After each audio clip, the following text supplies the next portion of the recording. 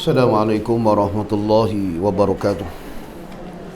Alhamdulillahi rabbil alamin, wassalatu wassalamu ala asyrafil anbiya'i wal mursalin wa ala alihi wa sahbihi ajma'in. Rabbi syrah li sadri wa yassir li amri wa hlul 'uqdatam min lisani yafqahu qawli. Allahumma alimna ma jahilna wanfa'na bima 'allamtana waj'alna minal mukhlisin. ربنا لا تجعلنا فتنة لقوم الظالمين ربنا أتمم لنا نورنا واغفر لنا إنك على كل شيء قدير ربنا أفرج علينا صبرا وثبت أقدامنا وانصرنا على القوم الظالمين اللهم صل على سيدنا محمد الفاتح لما أغلق والخاتم لما سبق ناصر الحق بالحق والهادي إلى صراطك المستقيم وعلى آله حق قدره ومقداره العظيم. Alhamdulillah, syukur kita kepada Allah Subhanahu wa taala kerana dengan hidayah dan taufik daripada Allah dapat sama-sama kita berada di dalam satu majlis ilmu. Mudah-mudahan kehadiran kita dengan niat ikhlas kerana Allah akan dibayar ganjarannya di sisi Allah Subhanahu wa taala. Jadi insya-Allah pagi ini kita sambung kuliah duha kita menggunakan kitab Badrut Tamami wan Nujumi Sawakibi karangan Syekh Ahmad Al-Fatani rahimahullahu taala. Jadi pagi ini kita masuk muka surat 7. Muka surat 7 1 2 3 4 5 6 7 8 9 10. Baris yang ke-12 daripada bawah. Kata musannif rahimahullahu ta'ala wa nafa'ana bihi wa bi'ulumihi fid daraini amin ya rabbal alamin. Dan bersalah-salahan ulama, yakni berkhilaf lah. Salah-salahan ni makna tak sependapat lah. Jadi ada ulama ni kata macam ni, ada ulama ni kata macam ni, jadi tak sama. Tak sama ni makna dia bersalah-salahan. Jadi kalau bahasa Arab dipanggil berkhilaf. Berkhilaf ulama. Berkhilaf ni makna ada kata macam ni, ada kata macam ni. Sebenarnya kalau nilai sudut khilaf ni sebenarnya dia rahmat. Dia menjadi rahmat untuk kita. Bila berlaku khilaf di kalangan ulama tu rahmat bagi. Kalau muafakat tu berat sikit. Jadi susah sikit lah. Jadi khilaf ni kalau cerita lain dengan hak kita tak sama. Betul juga. Dia jadi lagu tu. Jumpa dah tu tang mana? Jumpa dah? Okey. Mic dekat lagi. Dekat lagi mic. Tu dia. Okey. Dia kata telah bersalah-salahan ulama pada tempat beranaknya sallallahu alaihi wasallam. Jadi ulama ni tidak bersependapat tentang tempat lahir. Lahir tu semua orang setuju. Lahir di mana? Di Kulim kan? Ataupun di Pekalang Ulu kan? Rapat lagi. Okey. Makna dia tak setuju tentang tempat lahir tu. Kata kila, kata setengah ulama, diperanakkan di Mekah pada rumah yang adalah ia rumah tadi bagi Muhammad bin Yusuf Al-Thaqafi. Okey. Lahir di Mekah di sebuah rumah kepunyaan Muhammad bin Yusuf. Ini satu. Dan kata kil, dia kata pada Sya'bun, pada satu tempat. Lain pula tu. Jadi kalau kita tengok dalam kitab-kitab sirah ni, dia kata Nabi ni lahir di sebuah rumah yang terletak di lorong Bani Hashim. Lorong Bani Hashim. Macam kita lah hari ni ada rumah tu, lorong tu dipanggil lorong Haji Yaakob kan benda kan.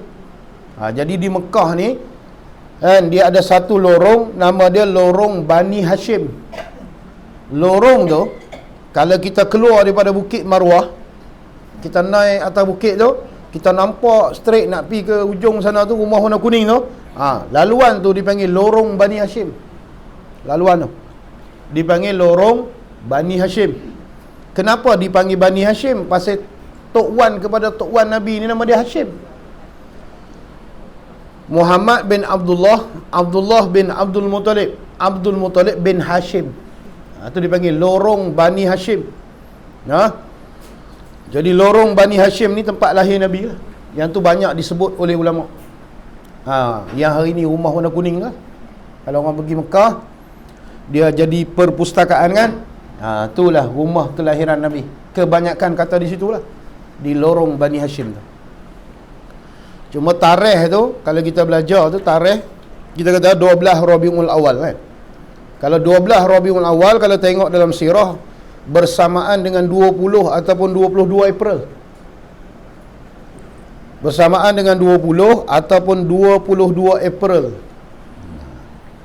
571 Masihi ataupun sebelum Masihi.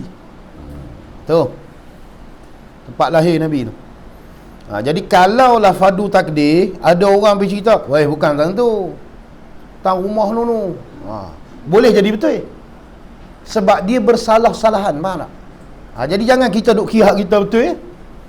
Mana mungkin dia ni pergi mengaji, dia dapat maklumat di tempat lain. Jadi betul lah dalam kitab kata bersalah-salahan ulama pada tempat lahirnya. Boleh faham tak? Jadi tak payah gaduh lah bab tu. Tak payah gaduh bab tu. Bab tak lahir boleh. Nabi tak lahir pun. Yang tu boleh bergaduh. Tapi kalau lahir tang mana? Yang saya tahu lahir di sebuah rumah kepunyaan Muhammad bin Yusuf, tapi di Mekah lah. Tang mana tak tahu. Kawan ni kata tak, lahir di lorong Bani Hashim. Lorong Bani Hashim ada sebuah rumah lah ni jadi perpustakaan. Di situlah lahir. Betul juga. Faham gitu lah. Faham macam tu mudah. Tak bergaduh. Habis. Kata nazam. Nazam Melayu. Nazam ni syair. Kata syair Melayu bagi setengah ulama. Jadi ulama ni dia buat syair dalam bahasa Melayu. Apa dia syair dia?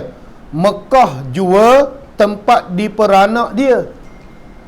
Dia syair ni dia kena baca cara syair lah. Cara orang duk buat syair. Ngerti tak syair? Dia kena mengaji ilmu arut. Dia ada dalam bahasa Arab ni, ilmu bahasa Arab, dia ada satu ilmu, nama dia ilmu arut. Arut tu ilmu apa? Ilmu syair. Ilmu buat lirik, macam kita lirik lagu tu. Dia ada bahas tu payah sikit lah. Biasanya macam kita duk baca selawat kan.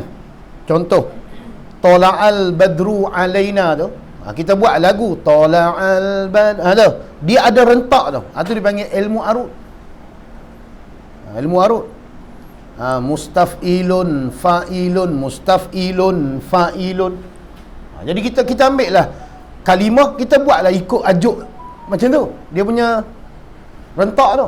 Tu dipanggil arut. Bahasa Arab, ilmu arut. Tu yang kita duk buat nasyid ke qasidah ke, itulah ilmu tu. Dia mari ada rentak dia tu. Dia ada rentak laju, dia ada rentak slow. Kan? Ni dipanggil nazam bahasa Melayu. Bahasa Arab kalau sebut syair. Apa dia? Mekah jua tempat diperanak dia. Tapi kena buat lagu sikit lah. Kalau pandai lagu buatlah. Mekah jua. Anda tak tahulah, saya tak kerti buat lagu ni. Tempat diperanak dia, bermakna Nabi ni lahir di Mekah. Pada cerong bagi Abi Talib ia. Makna dia rumah Abi Talib. Ni satu pendapat. Lahir Nabi ni di mana? Di rumah Abu Talib. Itu dia. Habis. Dan kata kila pada ridam. Dan kata setengah, dan dikatakan pada Asfan, nama tempat lah tu. Ada kata di Mekah rumah Yusuf, ada kata di Mekah lorong Bani Hashim, ada kata di Mekah ni di rumah Abi Talib, ada kata di Radmun, ataupun dikatakan di Asfan. Apa dia Radmun Asfan ni? Nama tempat. Di mana tak tahu lah. Itu banyak tu bersalah-salahan ulama tu dia. Nak ambil hak mana tu pulang. Habis. Dan turun ia sallallahu alaihi wasallam. Turun ni makna lahirlah Nabi tu.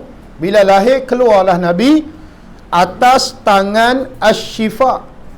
Asy-Syifa ni iaitu ibu bagi Abdul Rahman bin Auf. Sahabat Nabi yang paling kaya ni, nama dia Abdul Rahman bin Auf. Kaya dia, jutawan. Kaya sungguh lah.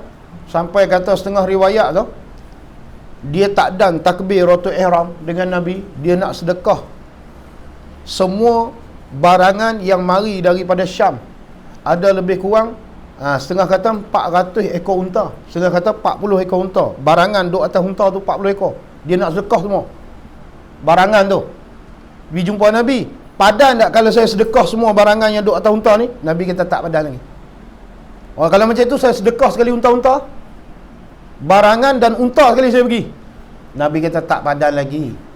Kalau tak padan lagi, saya sedekah pula setiap orang yang bawa unta tu.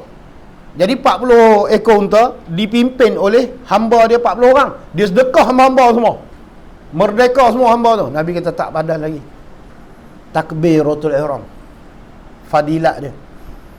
Sebab tu bila takbiratul ihram jangan duk tunggu lama. Kita nak dapat takbir pertama tu. Bila tu imam Allahu Akbar, kita terus Allahu Akbar. Dapat kelebihan tu. Sampai Abdul Rahman ni nak bayar dengan unta dia, dengan dagangan dia, Nabi kata tak padan lagi. Lebih lagi pahala takbiratul ihram. Nampak tu. Cuma nak sebut tang, mak dia tu penyambut Nabi. Mak dia tu sambut masa Nabi keluar tu. Mau panggil bidan lah. Mau panggil Tok Bidan kan? Tok Bidan. Mak Abdul Rahman tu lah. Abdul Rahman ni pula, dia ni Nabi cop borang dia ahli syurga. Di 10 orang kan, sahabat Nabi dijanjikan syurga. Salah seorang dia lah, Abdul Rahman bin Auf. Dia ni salah seorang. Cuma kalau kita baca sirah Abdul Rahman ni, dia ni masa duduk zaman Nabi dulu, dia ada penyakit. Kaya pun kena penyakit. Penyakit gatal. Bukan gatal macam kita. Gatal, itu gatal lain. Ni gatal badan. Dia jadi badan ni tak tahan. Bila pakai pakaian tebal-tebal, jenuh bergaru, gatal sangat. Jadi dia pakai sutra. Orang lelaki pakai pakaian sutra, mana boleh, haram lah. Jadi dia pakai. Bila pakai, Nabi tengok, Nabi terkejut lah. Nabi kata, pasal apa hang pakai sutra? Sutra ni untuk orang perempuan, pasal apa orang lelaki pakai? Dia kata, ya Rasulullah, saya kena penyakit gatal. Kalau saya pakai pakaian yang tebal, makna lagi gatal. Jadi saya terpaksa pakai. Nabi kata tak apa, boleh pakai. Tu kata Abdul Rahman ni kaya sungguh dia. Pakaian sutra, bukan sutra cak ayam lah. Sutra cak ayam ni banyak. Saya pergi dengan Ustaz Farhan ni, pergi Turki, tengok sejadah tu. Tahu harga sejadah apa? $35,000 sejadah. Kapek sekeping, sekapek lah. Boleh muat ingat dalam 2 orang ke 3 orang je. Harga dia $35,000. Bukan RM35,000. Dolar. Kali tengok berapa? Mahal nak mampui. Orang Kedah kata mahal nak mampui. Sebab apa mahal? Sebab sutra. Dia buat daripada sutra. Jadi bila dia hampak tu, dia tunjuklah dia hampak tu, kita pergi duduk atas tu, lembut, sejuk. Dia tak panas. Padan dengan harga tu. Lepas tu kita, hak murah sikit tak? Dia kata ada, sejadah. Sejadah biasa ni lah. Tapi buat pada sutra, $1,200. Pakai tak beli ke darah. Beli hak 310. Yang tu boleh gagah beli. Tak belilah, tu mahal. Tapi kenapa mahal? Pasal sutra. Sutra pula banyak jenis. Ada sutra daripada ulat sutra, benang tu, keluar daripada ulat sutra. Ada sutra daripada kulit kayu. Dia macam-macam jenis. Sebab tu dia ada nama lain-lain. Cuma dalam syurga esok, semua sutra. Laki boleh pakai, perempuan boleh pakai, tak ada masalah. Di dunia laki tak boleh pakai.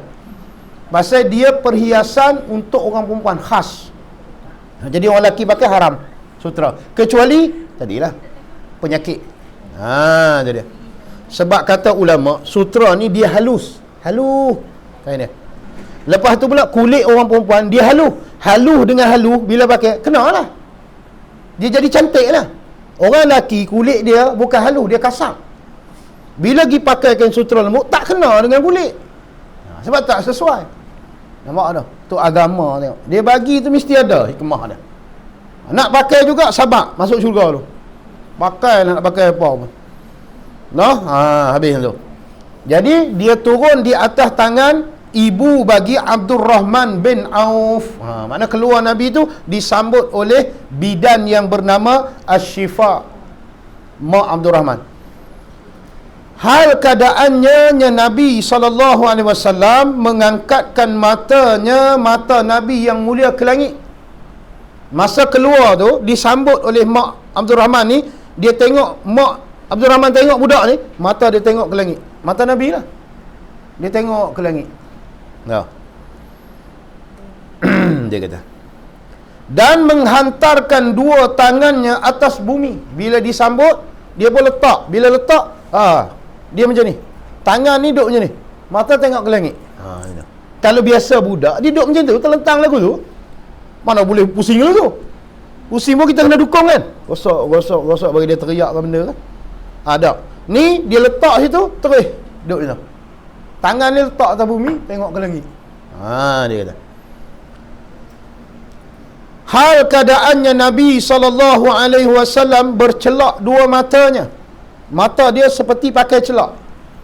Mata Nabi SAW. Lagi suci, bersih Nabi ni. Lagi terpotong pusatnya. Potong siap. Kita nak kena potong kan? Tu bagi saya itu anak nak potong, tak apa, potong. Tak berani nak potong tak biasa kan. Kadang-kadang dia panggil ayah, nak potong siapa ni, nak potong pusat anak tak apa, doktor potong. Tak berani nak potong. Potong silap ni naya. Padahal tak ada apa-apa, tapi kita tak biasa kan. Nabi terpotong siap pusat dia. Dia sebut ni. Lagi dikhotankan, sudah bersunat kalau bahasa kita. Artinya atas rupa mereka yang sudah berkhatan. Nampak seperti sudah berkhatan gitu Nabi ni. Dan pada setengah riwayat dia kata mengkhatan akan dia oleh neneknya Abdul Muttalib. Setengah kata tak berkhatan lagi. Yang mengkhatankan dia ialah nenek dia Abdul Muttalib. Tok Wan dia lah. Tok Wan dia yang khatankan dia. Setengah riwayat kata khatan dah. Khatan pula pada hari yang ketujuh daripada beranaknya sallallahu alaihi wasallam. Jadi hari bila Tok Wan dia berkhatan ni hari yang ketujuh. Tu sunat letak nama hari tujuh, cukur jambu apa semua kita duk buat tu kan. Hari yang ketujuh. Okey. Kata ulama, mungkin boleh jadi dihimpunkan antara dua riwayat itu dengan bahawasanya harus bahawa adalah diperanakkan akan Nabi SAW hal keadaan makhtunun. Boleh jadi Nabi lahir ni memang khatan dah, tak ada masalah, memang terkhatan dah. Dia kata akan sebagai khatan yang tidak tam, cuma berkhatan tadi tak sempurna. Berkhatan dah tapi tak sempurna, maka menyempurna oleh nenek Nabi akan khatannya. Jadi tak ada masalah. Yang ulama kata Tok Wan Nabi yang khatankan, Tok Wan Nabi yang sunatkan Nabi tu. Hak nu kata tak, Nabi dah sunat dah. Masa dia lahir tu dia bersunat dah, tapi tak sempurna. Jadi mari Tok Wan dia sempurnakan khatan tu. Selesai lah masalah tu. Habis tu. Dan kata qila, ada kata setengah ulama mengkhatankan dia oleh Jibril. Ada kata pula yang khatan Nabi SAW ni ialah malaikat Jibril. Bila pada hari membelah ia Jibril akan dada Nabi SAW pada sisi Halimatus Sa'diyah yang menyusu akan dia. Ada setengah ulama kata tak, Nabi ni dikhatankan oleh malaikat Jibril masa dia duduk dengan Halimatus Sa'diyah. 4 tahun dia duduk. Dia mula-mula ambil 2 tahun dia nak hantar balik. Tak? Lepas tu dia minta balik, nak belah Nabi lagi, mak Nabi bagi. Jadi tambah lagi 2 tahun, 4 tahun. Dalam masa dia ambil balik tu, 2 tahun tu berlaku belah dada yang pertama tu. Masa itulah kata ulama Jibril khatankan Nabi. Kemudian bila tahun ni Halimah nak serah balik takut. Masa tu baru dia takut. Dia nak serah balik Nabi kepada mak dia. Sebelum tu dia tak mau serah, dia sayang ke Nabi. Sebab bila ambil Nabi, jadi berkat dia, hidup dia. Jadi hebat. Tengok lagi dia sebut. Dan adalah bapa Nabi sallallahu alaihi wasallam, Sayyiduna Abdullah, wafat ia Sayyiduna Abdullah, padahal ibunya, ibu Nabi sallallahu alaihi wasallam, di dalam buntingnya ibu Nabi dengan Nabi. Maksud dia masa ayah Nabi meninggal, Nabi duduk dalam kandungan ibu dia. Ni mana yatim ni dalam perut lagi. Nabi ni yatim dalam perut lagi. Dan dari kerana inilah adalah dinamakan baginya dan mengakikahkan baginya pada hari sallallahu alaihi wasallam, pada hari yang ketujuh daripada beranaknya itu neneknya Abdul Muttalib. Sebab tu yang letak nama Abdul Muttalib, yang buat akikah untuk Nabi Abdul Muttalib. Pasal apa? Pasal ayah dia tak ada dah. Faham tak tu? Ayah dia meninggal masa Nabi dalam kandungan lagi. Jadi bila Nabi lahir 7 hari, Abdul Muttalib yang letak nama Muhammad tu. Abdul Muttalib yang buat akikah untuk dia tu. Sebab dia naik ke daripada ayah pak Tok Wan kan. Dapat ke dia lah. Habis. Dan menyusu akan Nabi sallallahu alaihi wasallam oleh 8 perempuan. Yang menyusu Nabi ni ada 8 orang perempuan. Ada setengah kitab dia kata 10. Yang ni dia sebut 8 orang menyusu Nabi. Bermakna ada 8 orang menjadi ibu susu Nabi. Kita masyhur Halimatus Sa'diyah. Itu masyhur lah kan. Pasal dia lama, dia menyusu lama, 4 tahun duduk Nabi. Mana dia menyusu Nabi sampai Nabi umur 2 tahun. Baru bercerai susu, baru dia nak hantar kat mak Nabi. Sampai kat sana dia minta balik. Dia nak belah lagi 2 tahun. Mana mak Nabi bagi. Tu. Paling lama Halimatus Sa'diyah. Sebab tu bila sebut ibu susu Nabi, Halimatus Sa'diyah. Kita tahulah yang tu. Sebenarnya ada 8 orang, ada 7 orang lagi. Mereka itu ibunya. Pertama, ibu Nabi sendiri, Siti Aminah. Dia sendiri yang menyusu Nabi, Sayyidatuna Aminah.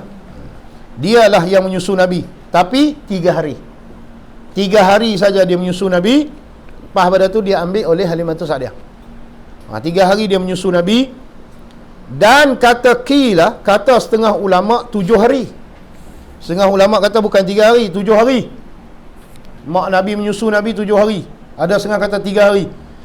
Dan yang kedua, perempuan yang kedua menyusu Nabi, Suwaibatul Aslamiyah. Suwaibatul Aslamiyah. Jariyah ni hamba perempuan Abi Lahab. Abi Lahab ni pak menakan Nabi lah. Dia anak Abdul Muttalib. Abu Lahab ni bukan orang lain lah dengan Nabi tu. Makna pak menakan Abu Lahab ni. Jadi dia ada seorang hamba nama dia Suwaibah.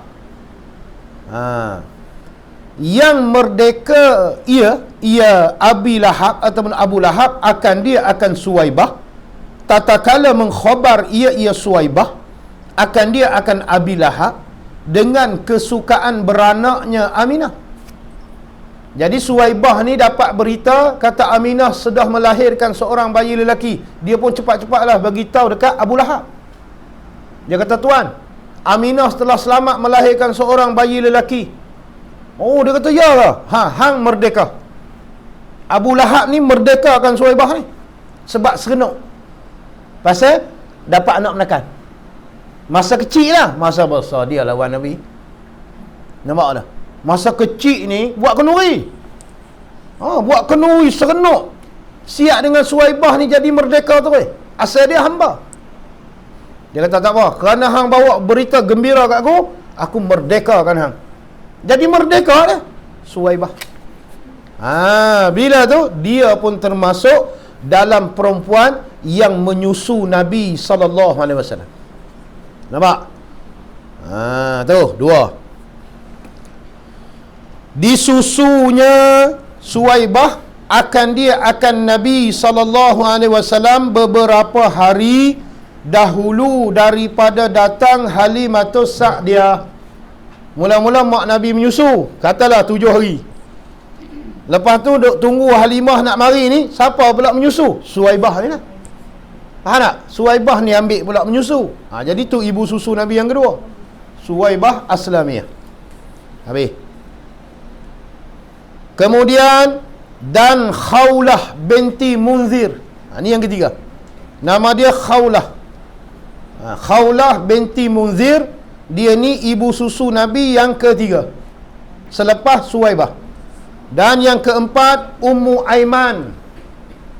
Ummu Aiman ni ialah hamba yang diwarisi oleh mak Nabi. Asal dia hamba bagi ayah Nabi. Bila ayah Nabi meninggal, dapat ke mak Nabi lah. Kemudian akan jadi milik Nabi lah, pasal Nabi ni anak tunggal. Dia pun menyusu Nabi juga. Ummu Aiman 4. Dan satu perempuan yang bangsa Sa'diyah. Seorang lagi yang kelima, seorang perempuan yang mari daripada Bani Sa'ad. Macam Halimah Sa'diyah, dia pun Sa'diyah juga, tapi bukan Halimah nama dia. Tapi dia duduk di perkampungan Bani Sa'ad juga. Dia pun menyusu Nabi juga. Jadi yang kelima. Dia kata bangsa Sa'diyah juga lain daripada Halimah. Dia ni bukan Halimah, dia orang yang kelima. Dia kata dan 5 dan 3 perempuan, nama tiap-tiap perempuan satunya Atikah. 5 orang dah tadi tu, campur 3 lagi perempuan yang menyusu Nabi. Tiap-tiap seorang perempuan ni nama sama, Atikah. Boleh faham tak? 3 orang ni nama dia Atikah. Ada pun dia menyusu Nabi. Tu 8 orang tu. Boleh faham tak tu? Yang jadi 10 orang pula, Halimatus Sa'diyah jadi 9. Maknanya kalau hak setengah kitab sebut tu. Dan ada seorang lagi perempuan lain pula daripada Bani Sa'ad. Jadi Bani Sa'ad ni 3 orang lah kalau campur Halimah. Di sini dia sebut 2 orang Halimah seorang lagi. Tapi di sini dia sebut Halimah. Dia sebut satu perempuan Bani Sa'ad. Tu jadi 10. Tak ada masalah lain tu. Tak tahu pun tak apa. Yang tahu Halimah tu. Tapi kalau orang tanya esok, pasal apa ramai sangat Nabi menyusu? Yang tu kadang-kadang orang nak tanya tu, kenapa nak menyusu ramai orang? Sebab tu perangai Nabi ni, dia berdasarkan susuan tu. Maksud dia, perangai Nabi ni lembut, berdasarkan susu tu. Sebab tu susuan ni dia mengubah tabiat manusia. Sebab tu anak hari ni dia lain sikit, degil sikit, pasal susu lembu. Nak ni sungguh ni cerita ni. Bukan kita nak kata siapa-siapa sebab dia tak sama. Kita menyusu anak kita dengan beri susu lembu, lain. Penyakit banyak. Kalau nak beri susu kambing. Susu kambing. Mak kerja, pasal mak kerja bayar lah nak menyusu anak. Orang dulu dia menyusu. Kalau tak menyusu pun dia bagi orang tolong menyusu anak dia. Tu ada ibu susu tu baru mahram. Ni buat anak angkat, bukan mahramah. Kita bela daripada kecil tadi, bukan mahram kita, bukan mahramah kita. Kalau lelaki mahram lah. Kita ambil budak kecil lagi bela, tapi tak beri susu sampai ke besar, dia bukan mahram kita. Pasal bila beri susu baru mahram. Sebab tu kalau nak bela, nak ambil anak kak kita ke adik kita ke, kita nak bela, beri susu lah. Bila beri susu, baru jadi ibu susu. Bila ibu susu, jadi mahram lah. Kalau dia lelaki, besar mana pun boleh tengok lah aurat kita. Ni kalau bela bila kecil, berapa payah lah. Bila besar, mula. Silap tak beri susu. Nampak? Tu kalau bagi susu, bu. Suami dia jadi bapak susu. Suami kepada perempuan tu, dipanggil bapak susu. Ada orang tanya, isteri dia ni simpan susu untuk anak, bubuh dalam peti ais. Dia perah susu kan, tak dalam peti ais. Suami dia balik kerja, minum susu. Susu bini dia perah. Lepas tu bini dia kata, abang pergi minum buah susu tu. Tu susu saya tu, jadi anak susu lah. Dia kata, bini dia kata lelaki dia. Lelaki dia kata, biar betul. Betul lah. Sebab tu Nabi tu dia jadi anak susu sebab dia minum susu perempuan tu. Abang pergi minum susu saya, jadi anak susu saya. Gelabah tu lelaki tu. Bila jadi anak susu, terpaksa nikah. Pasal mahram kan, mana boleh menikah? Oh, gelabah bewak. Gelabah lebih pada bewak. Tanya orang tu, tanya orang ni. Telefon sana tanya. Mula-mula dia tanya pula, ustaz tu kata, ha, sungguh? Ustaz tu pun ceklat angin juga. Ustaz kata, betul ya dah minum susu isteri jadi anak susu isteri? Oh, sudah. Lagi gelabah. Dia tak puas hati, dia tanya orang pandai. Orang pandai tu kata apa? Minum susu lah? Susu isteri. Umur berapa? Ustaz tanya dia. Saya lebih kurang dalam 36 lah ustaz. Jadi ya. Kan? Jadilah tu. Jadi apa? Jadi bapak susu. Jadi bapak susu pula. Kawan kata anak susu. Apa hal ni macam mana ni ustaz? Lagi gelabah ya. Ustaz kata nak jadi anak susu umur 2 tahun. Ke bawah. Lebih pada tu orang tak panggil anak susu, bapak susu lah. Oh, jadi saya tak ada apa? Tak ada apa lah. Oh, lega. Saya ingat saya ni tercerai dah dengan bini saya sebab jadi anak susu dia. Anak susu faham umur 36. Bawah 2 tahun ke bawah.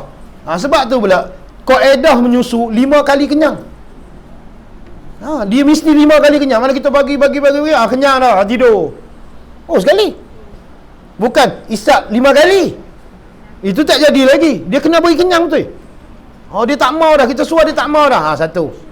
Tak kira dia bangun tidur, nak lagi kita bagi. Kali kedua. Cukup 5, baru hukum anak susu. Bila hukum anak susu, mahram lah. Kalau lelaki. Dia. Habis. Tabung berjalan ya. Okey. Boleh faham tak ni? Kes, clear. Jadi kalau 9 orang kata 8 orang pun tak apalah. Kita ni kata 8 orang. No? Habis. Ramai lah menyusu no.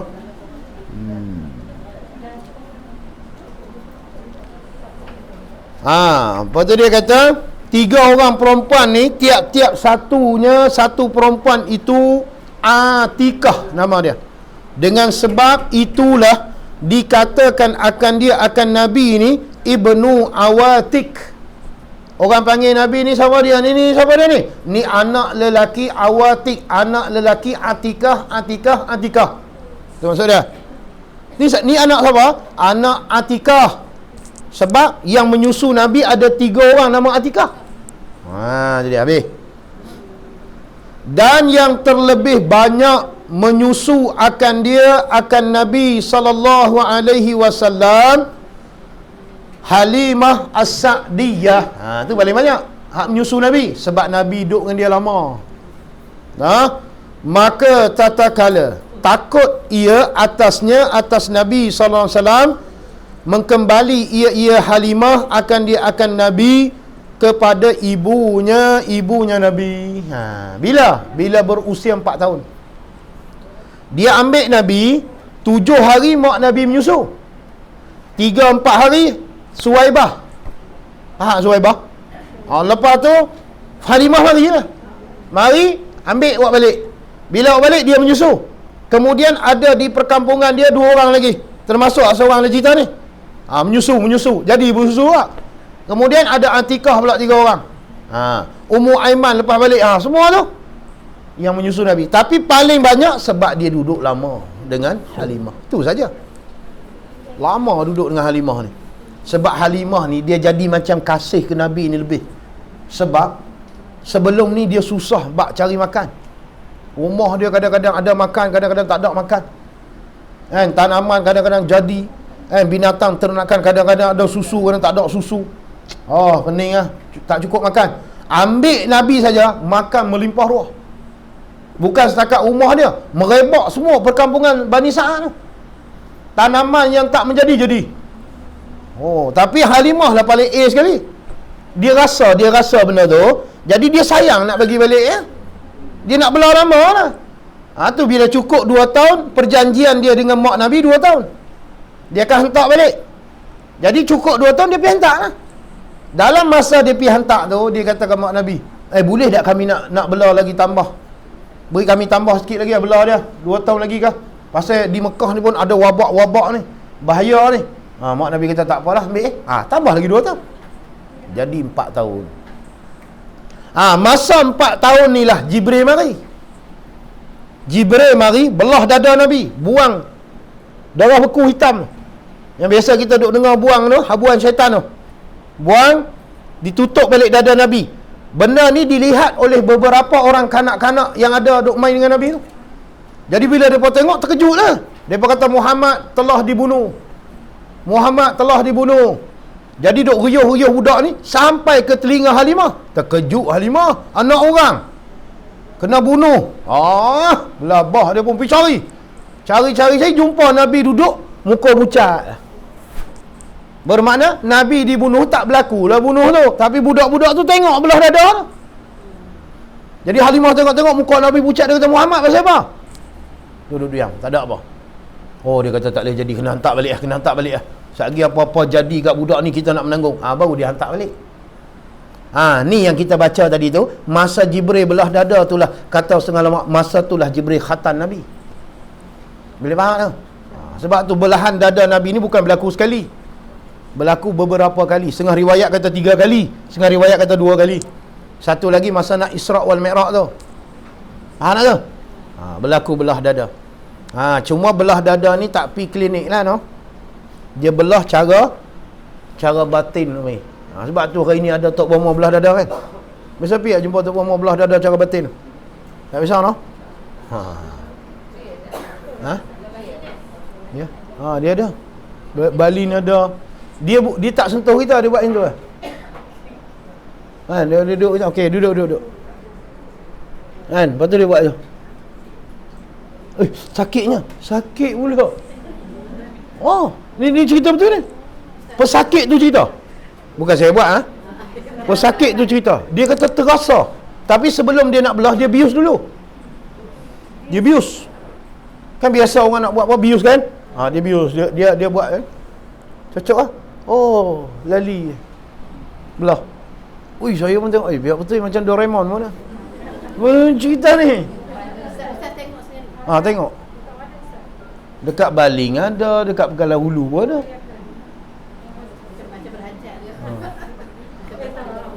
Cuma dia sebelum dia belah, dia akan tanya dulu, okey, ada sakit apa? Sakit jantung. Okey, dah pergi doktor dah? Dah, semua doktor dah buat semua dah. Cuma saya ni nak berubat cara tradisional pula. Baru dia buat. Kalau apa-apa tak biasa pergi doktor, dia tak buat. Dia suruh pergi doktor tu, beri doktor sah kan apa dia. Lepas tu marilah berubat cara batin ni. Tapi bila dia buat-buat tu, kita tanya orang yang kena tu macam mana. Dia kata macam belah betul. Terasa. Terasa. Dia cuci. Lepas tu ada yang bila pergi kat doktor balik, doktor kata hilang ni, berubat kat mana? Ada yang macam tu. Wallahualam. Jadi kaedah tu sebenarnya kaedah malaikat Jibril. Mana tu?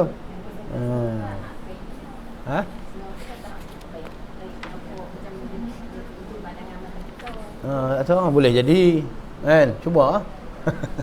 Tapi kalau jenis Tok Bomo jampi serapah yang duk pi kan. Yang ni saat saya tengok ni, dia buat ni cara menggunakan kaedah Asmaul Husna. Kalau jenis Maidah, itu jangan duk pi. Tu syirik kau. Menurun. Itu bahaya. Kut jin. Takut macam tu. Lagi kita balik lega lah. Dia suruh khadam tu kau tim. Dia kata hang keluar kan, aku bayar lah kat hang murid. Khadam pun keluar. Okey kau tim. Tak ada lah jin dekat kita.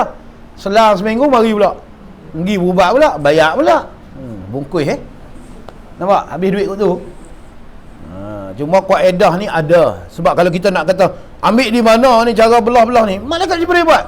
Cuma sungguh dengan tak sungguh itu. Dia duduk di situ. Betul tak betul Tok Bomo ni? Itu.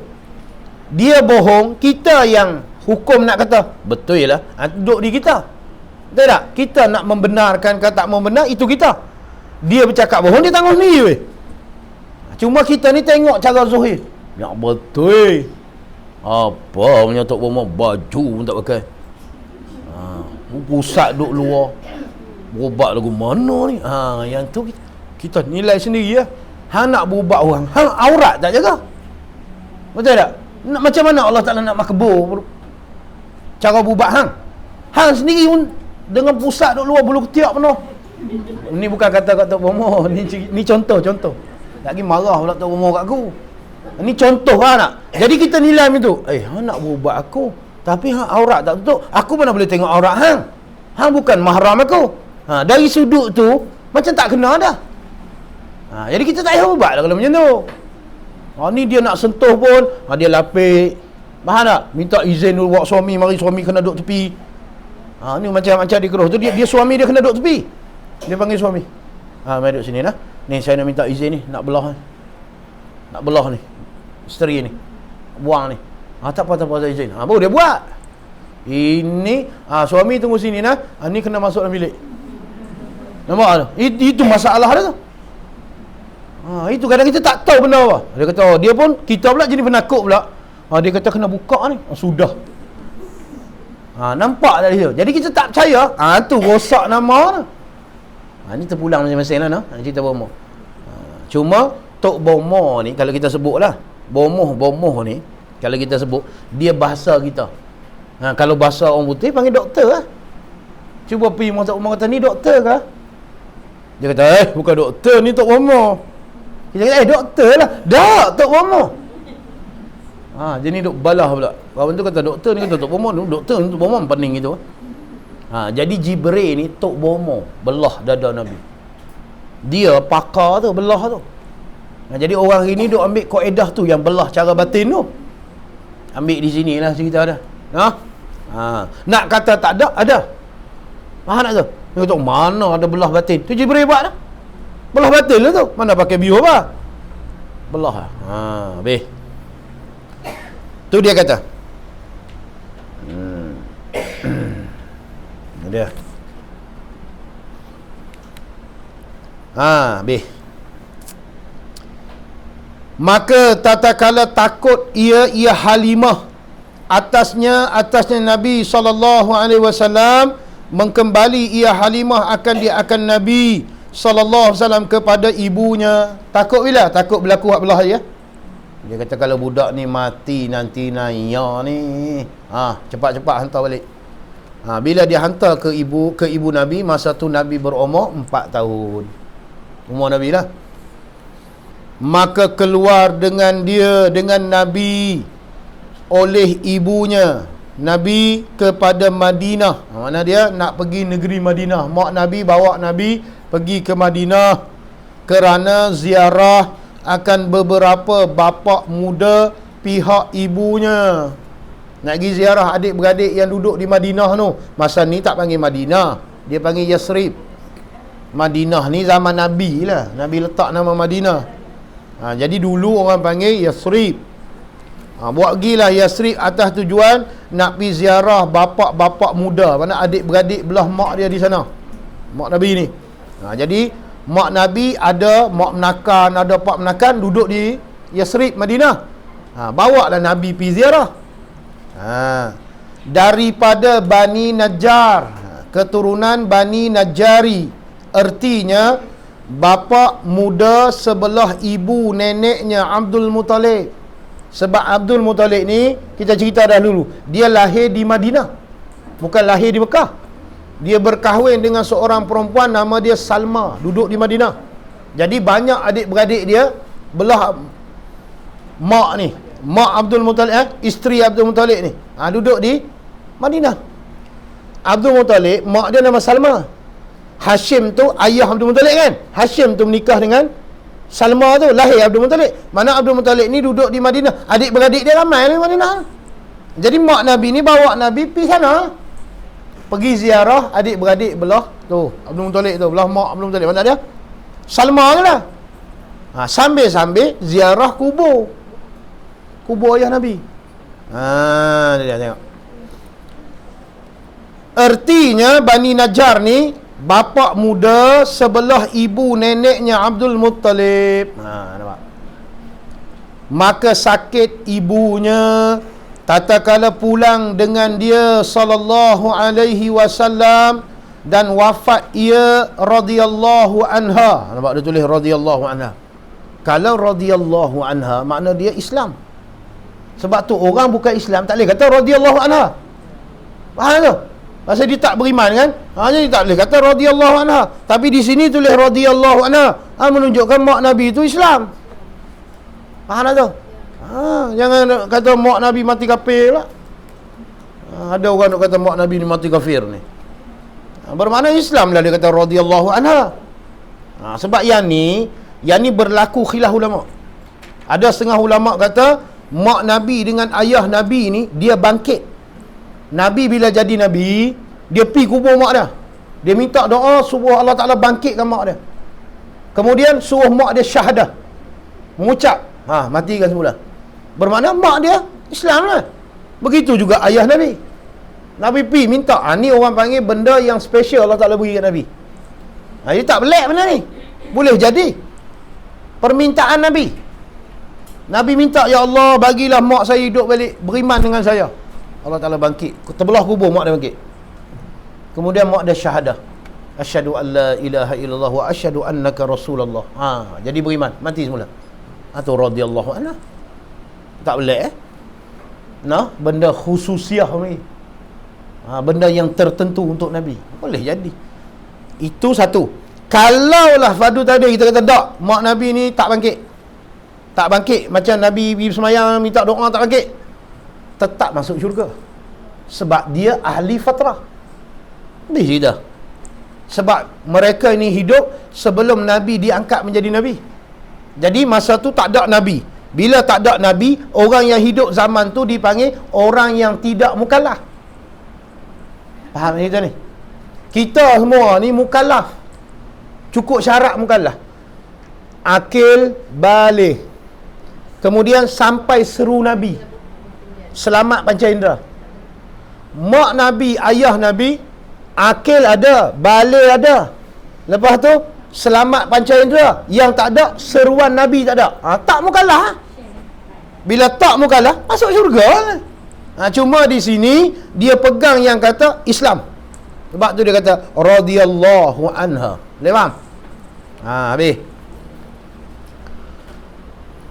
Jadi mak Nabi meninggal ketika Nabi berusia 6 tahun lah. Faham tak tu? Bermakna dia tak lama hidup dengan mak dia. Sebab kalau kita fikir balik, dia lahir kan, seminggu mak dia menyusu, kemudian 3-4 hari Suwaibah, kemudian mari Halimah ambil. Halimah buat pergi duduk dengan dia 2 tahun kan, kemudian mari bagi balik, minta balik 2 tahun, jadi 4 tahun. Lepas 4 tahun baru serah balik. Serah duduk dengan Nabi, duduk dengan mak dia 2 tahun.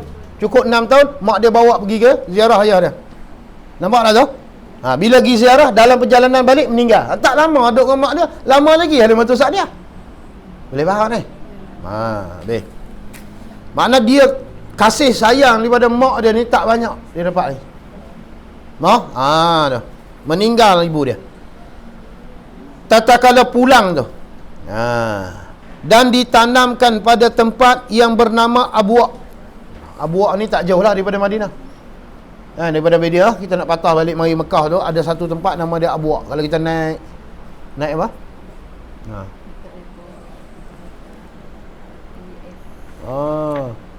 Minta ni ada iklan sikit lah. Kereta perdana PFR 9666. Minta tolong ubah Ustaz. Pasal ada sangkut-sangkut orang nak lalu. Perdana PFR. Tak apa dah. Dah ubah Ustaz. Okey. Sambung balik. Tang mana? Okey. Abuak. Jadi kalau kita naik bas nak pergi Mekah nak pergi Madinah. Jadi kita lalu tu dia akan tulis sampai satu kawasan dia tulis Abuak. Abuak situ lah. Tempat pengkuburan mak Nabi ni. Kubur dia di situ. Di Abuak. Okey, baik. Dan adalah umur Nabi SAW pada ketika itu, ketika meninggal wafatnya ibunya 6 tahun. Atas kau perkataan Ibnu Ishaq. Ibnu Ishaq kata masa tu umur Nabi 6 tahun. Masa mak dia meninggal, masa ayah dia meninggal 2 bulan. Nampak tak? Jadi bayangkan, masa kecil lagi Allah Ta'ala uji dah Nabi ni. Tu hebat Nabi ni. Dia boleh berdikari tau. Kan kadang-kadang budak-budak ni bila kematian mak ke ayah ke, dia duk jual-jual makan, kita tengok kesian kan. Tapi tu latihan Allah bagi dekat Nabi, supaya Nabi ni ketahanan mental dia bawa. Mak tak ada daripada kecil lagi. Bayangkan 6 tahun. Semalam saya tengah makan dengan kawan-kawan lah, lepas kuliah, makan di satu kedai tu.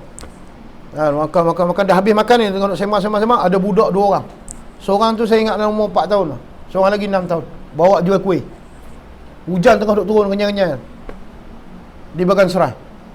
Bawa kuih. Kita pun tengok, kesiannya budak ni bawa kuih tengah-tengah malam. Ingat dalam pukul 10 lebih dah. 10 malam. Kita panggil dia. Dek, mana? Jual apa ni? Jual laksa. Jual kuih-kuih apa tu. Buah apa? Gula Melaka. Debuh dan bekas kan. Kita pun tengok, Allah kesiannya. Kan? Lepas tu kita pun nak beli, kita kenyang dah makan nasi. Tak apalah, ni. Bagi seorang RM5. RM5 ni jangan bagi kat mak hang, bagi kat hang. Mak hang nantilah, hang jual tu bagi kat mak hang lah. Ni duit ni bagi kat hang, dekat kat hang. Bagi seorang RM5. Lepas tu ada kawan duk makan sekali ni. Dia kata tak apa. Mai ni. Semua ni berapa duit? Semua yang hang jual ni berapa duit? Kia. Semua sekali ada adik dia dengan abang dia RM38. Okey, buat keluar semua. Letak atas meja tu. Abang ni pun bagi kat dia RM50. Ni bagi kat mak ah. Lepas tu dia pun macam confused.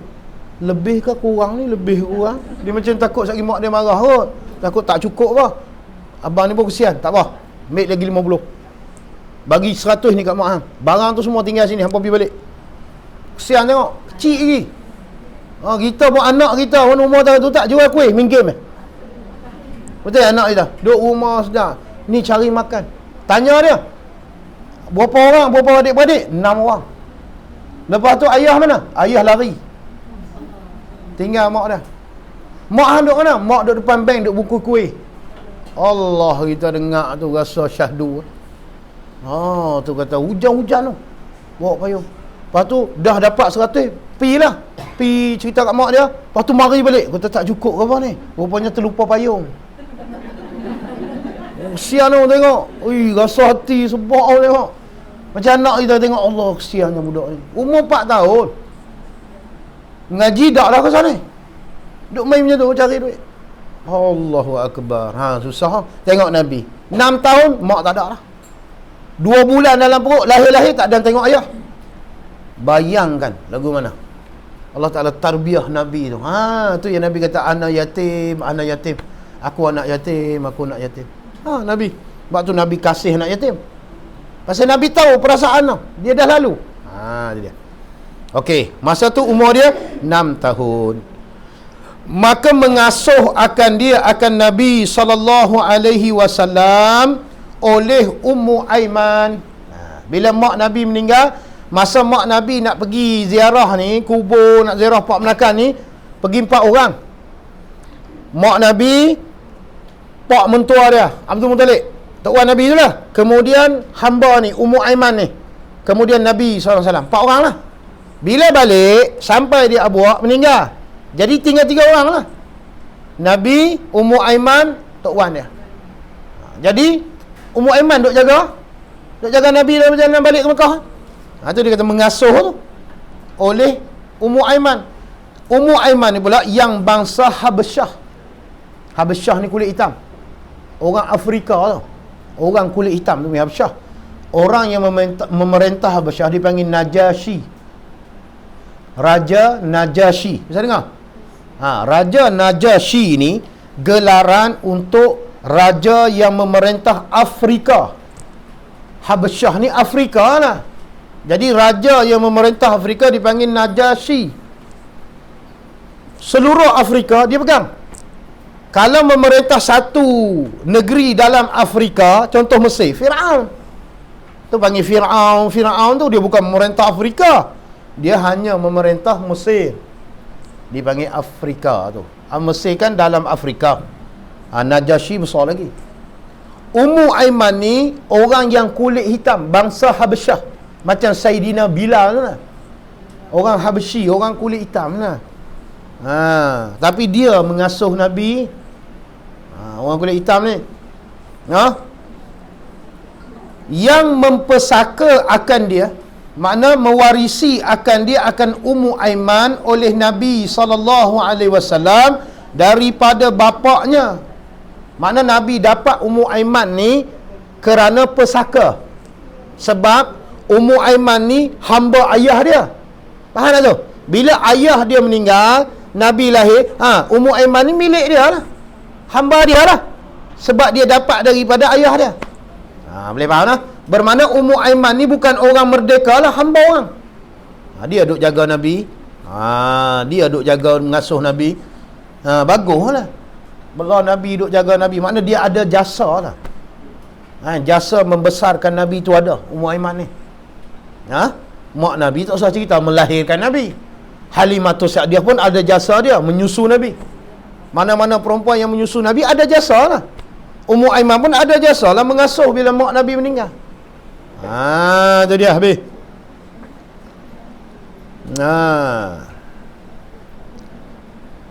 Dan menanggung ia Ummu Aiman akan Nabi SAW kepada neneknya Abdul Muttalib pada negeri Mekah. Bila dah sampai Mekah, dia duduk mengasuh dah sementara tu. Bila dah lama, dia serah kepada Abdul Muttalib, tok wan Nabi lah. Barulah Abdul Muttalib bela Nabi. Maka memelihara ia Abdul Muttalib akan Nabi SAW hingga cukup 8 tahun. 2 tahun duduk dengan tok wan dia. Duduk dengan mak dia 2 tahun lah dekat-dekat. Tapi mari yang tok wan pun lebih kurang je 2 tahun. Umur 8 tahun meninggal pula Abdul Muttalib. Dan tatkala umur Nabi 8 tahun ni, sakit Abdul Muttalib. Abdul Muttalib jadi sakit pada dia kata akan sebagai sakit matinya. Sakit nak mati.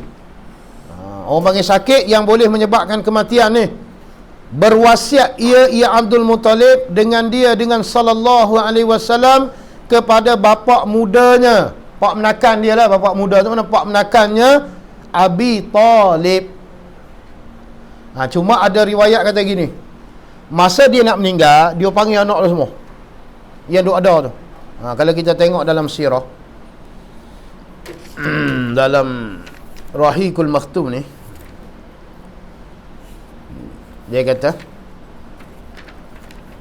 ni Abdul Muttalib ni ada 10 orang anak lelaki. Yang pertama nama dia Haris, Al-Haris, pertama. Yang kedua nama dia Az-Zubair, 2. Yang ketiga nama dia Abu Talib, yang ketiga. Yang keempat nama dia Abdullah. Yang kelima nama dia Hamzah, Sayyidina Hamzah. Yang keenam nama dia Abu Lahab. Yang ketujuh nama dia Khidak nama dia. Yang ke-8 nama dia Makwan nama dia. Yang ke-9 nama dia Safar. Yang ke-10 nama dia Al-Abbas. Ini 10 orang ni, anak lelaki. Okey. Kemudian dia ada 6 orang anak perempuan Abdul Muttalib ni. Yang pertama nama dia Ummi Al-Hakim, anak perempuan ni. Yang kedua nama dia Barah. Yang ketiga nama dia Atikah. Yang keempat nama dia Safiyah. Safiyah. Kemudian yang kelima nama dia Arwah nama dia. Yang keenam nama dia Umaymah. Boleh apa nama anak Umaymah. Tapi ingatlah, dalam 6 orang anak Abdul Muttalib ni, seorang je kulit putih. Nama dia Ummi Al-Hakim tu. Dia seorang kulit putih, yang lain kulit hitam, berkulit hitam. Boleh faham Okey. 10 anak ni sebelum dia nak meninggal, dia panggil 10 orang anak ni masa dia nak wasiat ni. Jadi dia panggil Nabi. Dia kata, Muhammad, aku ni tak lama lagi tak ada dah. Jadi hang pilihlah nak duduk dengan siapa. Hang pilihlah nak duduk dengan siapa dalam 10 orang ni. Pilih. Nabi pilih Abu Talib tu. Faham tak tu? Nabi yang pilih Abu Talib. Sebab setiap kali Abdul Muttalib nak keluar, dia akan suruh Abu Talib tolong jaga. Jadi Nabi dah biasalah dengan Abu Talib ni. Jadi bila Abdul Muttalib nak meninggal, Dia kata duduk dengan Abu Talib lah. Nabi setuju lah. Sebab Nabi biasa dah duduk dengan tu. Abu Talib sayang nak sungguh. Abu Talib ni ayah Sayyidina Ali lah. Tu yang Sayyidina Ali rapat dengan Nabi tu. Okey nah? Habis tu. Jadi duduk dengan Abu Talib. Sebab tu bila duduk dengan Abu Talib duk jaga dia. Abu Talib sayang sungguh Nabi lebih pada anak dia lagi. Cuma yang kita duk dengar ni Abu Talib ni kata apa? Dia ni tak beriman. Saat-saat akhir ni dia tak beriman kan? Dialah paling ringan daripada umat Nabi yang kena seksa. Itu satu kita selalu dengar lah. Cuma ada pendapat yang kata dia beriman. Dia beriman. Sebab macam ni. Dia panggil semua keturunan Hashim dan Abdul Muttalib. Dia panggil. Dia kata, okey, hampa dengar elok-elok aku nak pesan ni. Hampa mesti ikut Muhammad ni. Apa agama Muhammad bawa ni, hampa kena ikut dia. Dia memang betul. Dia memang sebenar. Apa yang dia bawa ni memang sebenar. Jadi hampa kena ikut dia. Jadi ulama kata, dia sendiri pun ikut dah Nabi. Sebab tu dia cakap lagu tu. Faham tak? Cuma dia sembunyikan Islam dia. Boleh faham cerita ni? Dia sembunyikan, tak mau beri nampak Islam dia tu. Dia nak beri nampak kata dia ni tak Islam lah. Hakikat sebenar dia Islam. Sebab apa boleh kata dia Islam? Sebab dia suruh orang lain ikut Nabi semua. Kalaulah dia tak mau bagi, mesti dia kata, hampa jangan ikut, kita pulang pada hampa. Tapi dia kata hampa mesti kena ikut Muhammad ni. Muhammad ni betul. Menunjukkan dia pun mengaku dah Nabi tu benar. Cuma dia tak menzohirkan Islam. Pasal maslahah ni. Ada maslahah dia. Tu setengah ulama kata tak, Abu Talib beriman. Cuma kalau kita kata tak beriman pun sebab ada pendapat kata lagu tu. Tak apalah. Cuma kalau kita nak cenderung mana-mana, terpulang pada kita lah. Kalau kita kata sebab dia sayang sungguh ke Nabi, takkan dia sanggup masuk neraka? Mesti dia ikut Nabi. Cuma ada hadis kata Nabi sedih kan. Boleh jadi ulama yang kata dia tak beriman, dia ambil tu lah. Tak apalah tu kan. Dia Abu Talib, dia duduk. Sebab Abu Talib kata, kalau dia makan nasi kan, Nabi tak ada, tak kenyang anak dia. Tak kenyang. Jadi makanan tu tak kenyang, tak mengenyangkan. Makan, tapi tak kenyang. Tapi setiap kali Nabi ada makan, kenyang. Walaupun sikit. Di situ dia tengok. Hebat ni. Budak ni, anak menakan aku ni bukan biasa-biasa ni. Memang power ni. Dia sedap dah Abu Talib ni. Tengok satu lagi. Dia kata apa? Kerana mulianya Abi Talib, lagi kerana keadaannya saudara seibu sebapa bagi bapaknya Abdullah. Jadi kenapa Abdul Muttalib suruh Nabi duduk dengan Abu Talib, dan Nabi pilih Abu Talib? Pasal apa? Pasal mulia Abu Talib ni, walaupun dia orang tak berada sangat, tapi akhlak dia baik. Bagus dia. Kemudian dia dengan ayah Nabi pula saudara seibu sebapa. Sebab ada hak lain ni sebapa aja, si ibu lain. Faham tak tu? Bila Abu Talib ni, mak pun hak tu, pak pun hak tu. Dengan ayah Nabi ni. Itu disebut tu saudara seibu sebapa. Baik.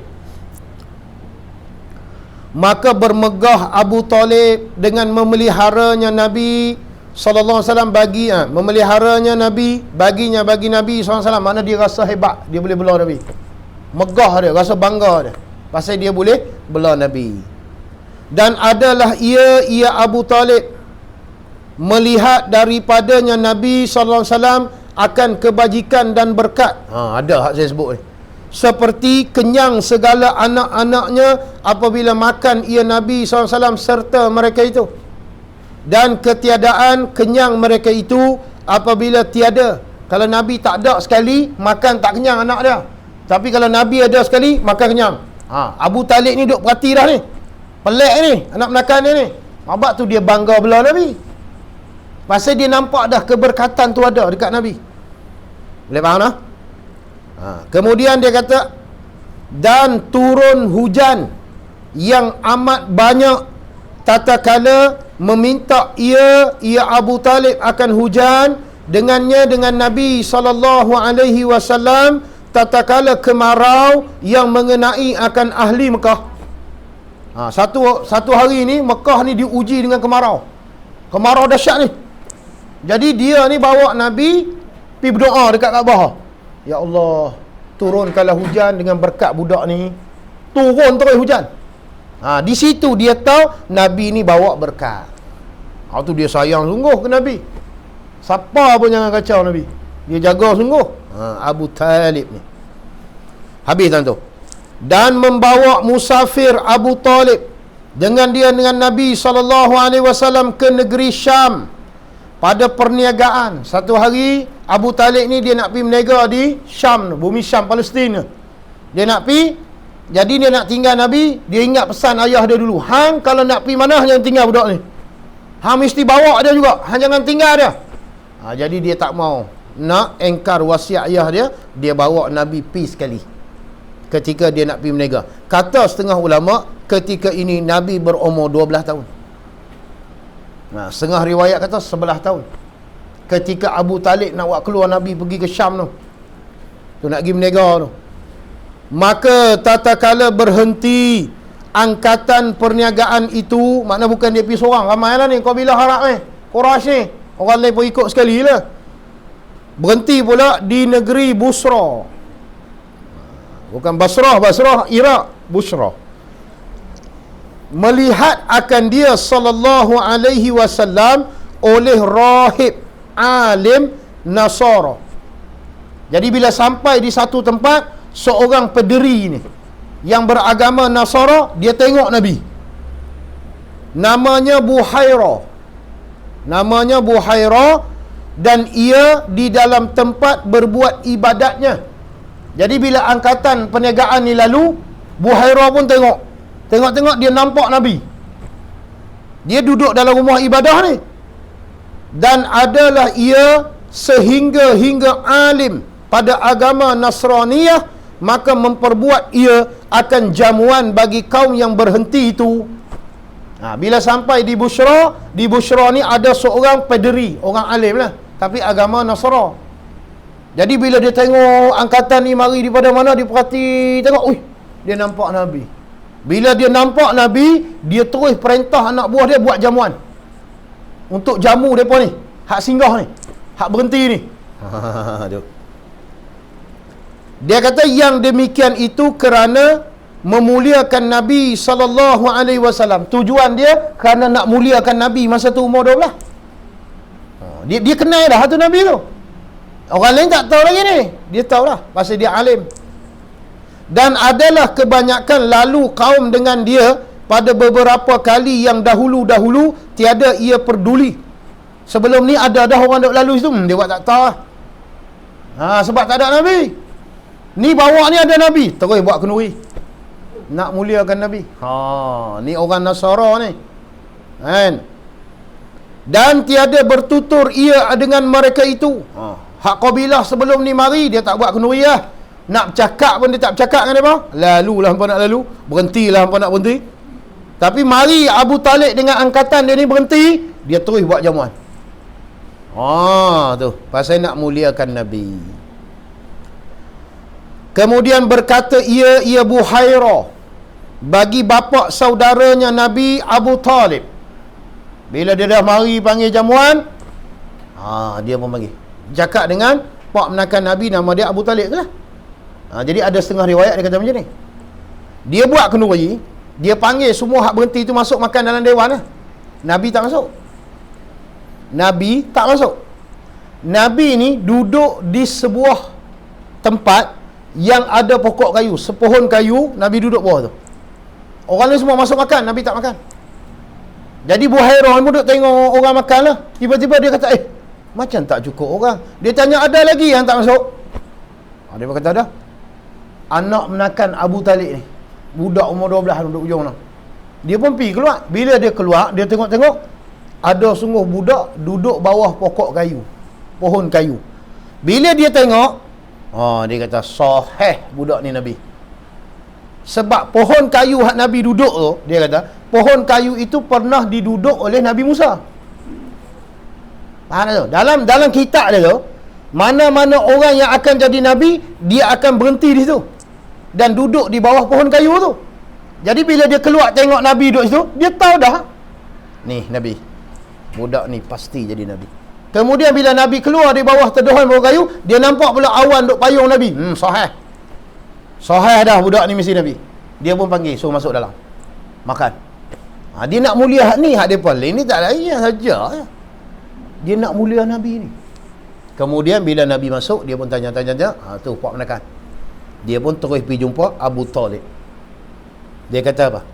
Tu dia kata, berkata ia bagi bapa saudaranya Nabi SAW, Abu Talib, kembali olehmu dengan anak saudara engkau. Dia kata, hang balik cepat-cepat ke Mekah, bawa anak menakan hang balik, jangan duduk lama-lama sini. Dan takut olehmu atasnya, atas anak saudara engkau ni, daripada Yahudi.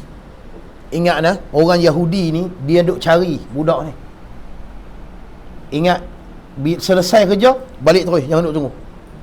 Maka tatkala selesai Abu Talib daripada perniagaan, kembali ia Abu Talib dengan Nabi SAW bersegera. Pasal apa? Pasal takut orang Yahudi nak bunuh. Yahudi pun macam dia jugalah, haduk baca kitab tahu dah Nabi tak kena. Jadi dia risau, takut Yahudi jumpa. Bila Yahudi jumpa, budak ni bunuh. Jadi dia pesan kat Abu Talib, hang buat kerja cepat-cepat, kau balik terus, jangan duk tunggu lama-lama. Jangan duk pergi shopping kompleks pula, bahaya covid. Balik terus, buat kerja balik.